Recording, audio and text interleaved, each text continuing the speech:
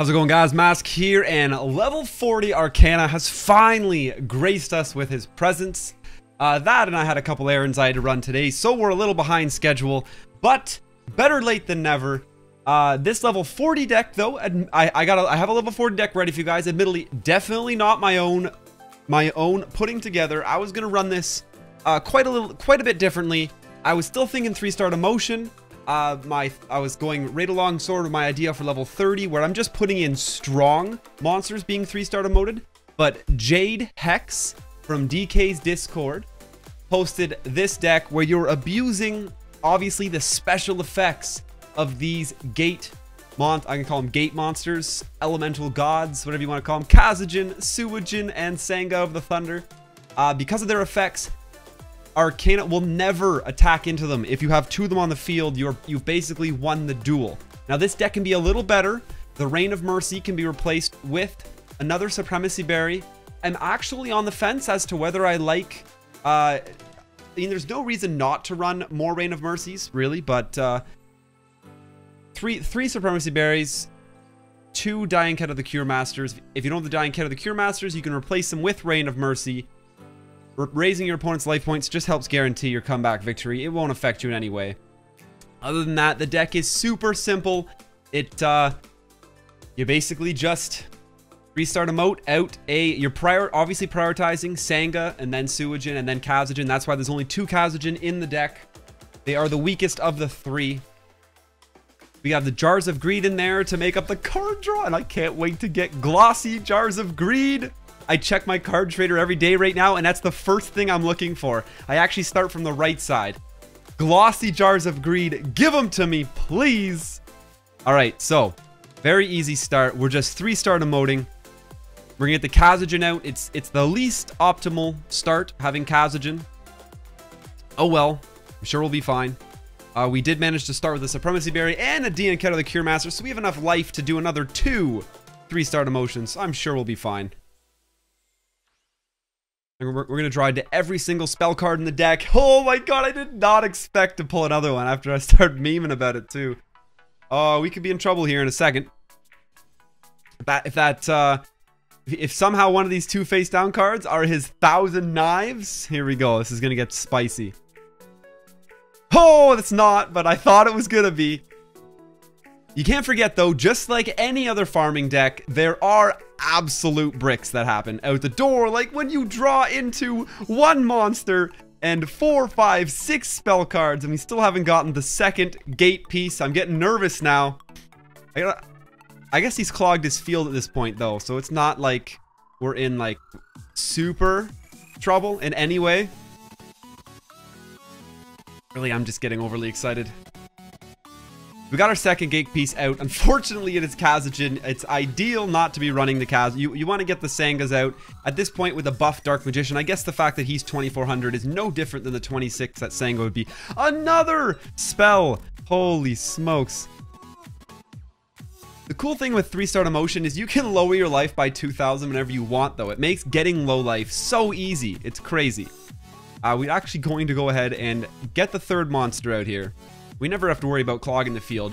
We will tribute summon over our Kazajins for a Sanga in a moment. Or another Suijin, it really doesn't matter. That just gets you that tribute bonus. It's really important. Throughout the farm, you get that tribute bonus by making that tribute summon when it comes available to you. Here comes the 2nd Dark Magician. Now, this is where I have seen Arkana go for an attack on a Kazajin before. I've seen the AI starts getting a little frisky, you know, like, oh, maybe I should attack this guy now, because I got 2 of them, and there it is. So he does go for the attack on a Kazajin. I'm actually probably going to let this go through, mostly because I'm curious. Last time this happened to me, so when he got 2 Dark Magicians on the board, I used the effect there and killed him. I want to avoid doing that, because that stops us from being able to get the only effect damage, which is really great. Now, I'm assuming he's going to go ahead and attack this Kazajin as well. So to stop myself from... I guess the life points aren't going to matter at all. At this point, it's almost just as much experimenting. It's a roaming legendary duelist. We don't know how he's going to react in every situation. We're not familiar with the AI yet. So let's see what happens. Yeah, so he is going to go ahead and attack the other cabs, and I probably should have put it in defense mode. But that's only because he feels like he can, because he's got the 2 monsters there on the field. I don't blame him. He's in a good spot. Is he going to defense mode? No, he's going to trade with my Suijin. Interesting. Interesting. I may not get the tribute summon out this game now. Not a huge deal. I'll take it. It's a loss of 300 points. This deck base scores 7,800, I believe. So no, and that's not a problem to me at all. Double Costin. Is that a 3rd Dark Magician? Oh, right, because he had another one in his hand. Awkward. I think I'm out of healing. This is where not having that 3rd Supremacy Berry is going to come back to haunt me. I suppose at any point here we should have just used the effect, ditched the effect damage only, and we would have been totally fine. That being said, I think we are somehow, with 3 Jars of Greed in this deck too, now behind him on card draw because of how many crazily random draw or summons he decided to do. Let's just summon 16 Dark Magicians. See, normally he doesn't even summon Dark Magician once. And there's my Jar of Greed, of course. I'm totally fine with it. This would have drawn me out. Normally it would never have been a problem. We'll just have to finish it off forcefully now. We got the Gravekeeper's Vassal. We're not gonna get over 10k, but by losing one, worst case scenario, we still get over 5k. And the effect only damage bonus, which almost bridges that gap. For not getting 10k, you get 1,200 points less than if you had gotten over 10k damage. We'll just have to see how this ends up. Yeah, so it still would have been better for me to have used the effect, ditched the effect damage only. I wanted to feel out his AI. We certainly, so he will just go ham. As long as he has 2 Dark Magicians on the field, he will continuously go ham at trading. So you're obviously saying of the Thunder, you're automatically home free as long as you have him on there. Diffusion Wave Motion, that's the super rare that you could already get from the regular Yugi. Regardless, I mean, I've ran this deck while I was running around today. I had at least 3 level 40s pop up, and all 3 of those times were flawless. I feel like the only reason this didn't go completely flawless is because we just didn't hit yes on that using that first Kazajin's effect, and it just would have been smooth sailing from there. No, I guess that was really the only reason, because I mean, he got lucky. He got the other Dark Magician out. I didn't check the score that we got, but he also decked out before us, which certainly is not going to happen on a regular basis with this deck with the 3 Jars of Greed. I can't think of anything else that I might want to. No, like nothing that I have here. I mean, if we had a 3rd Supremacy Berry, obviously we would have had another summon available to us, which is ideal. 2, 4, 6, 7, 8,000 points in healing. Obviously, the extra summon would have been great. We would have been home free there if we had the extra summon. Even after that many screw ups, we just would have been able to go boop. Okay, here's another one. I'm good. We had so many extra gate pieces left in our hand by the end of that. Aside from that, I'd say we're pretty good. This is my level 40. This is the level 40 deck we're going to be using. We're theory crafting on level 30. I haven't run this one or recorded it yet. I am inviting you guys to fire up a discussion in the comments down below. This was like, I put this together at like 4 o'clock in the morning this morning when I was just rushing around. I need to put some card draw in it, and I'm sure there's so many better ways. My thought process was deal with the Ectos through constantly clearing the enemy's board so he never play the Ectos, and then run Twisters and Wild Tornadoes to deal with the equips and the one continuous spell card that allows him to direct attack you, and then you're basically good. You have full control of the game. Now, I saw someone else suggest to me a method. Instead, deal with the Ectos through card removal and just worry about holding the board with, for example, with a Labyrinth Wall.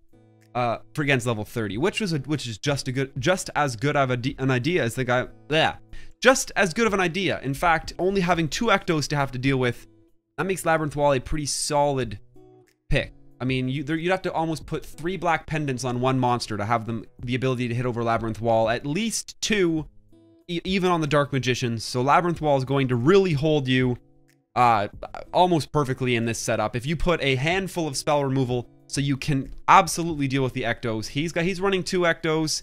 So I mean, if you have 6 or 7 methods of spell removal, you should be able to deal with them, no problem.